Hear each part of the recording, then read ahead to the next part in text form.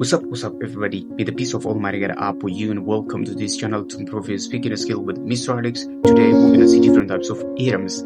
ዛሬ በጣም አሪፍ የሆኑ የተለያዩ አባባሎችን እናያለን።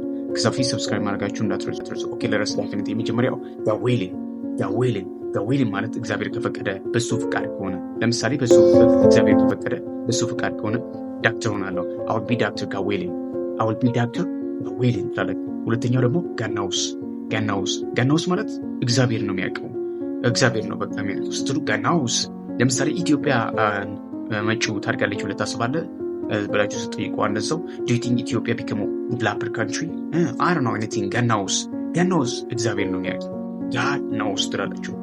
ሶስተኛው ደግሞ ማን ኦፍ ጋድ የእግዚአብሔር ሰው። እኔ የእግዚአብሔር ሰው ነኝ።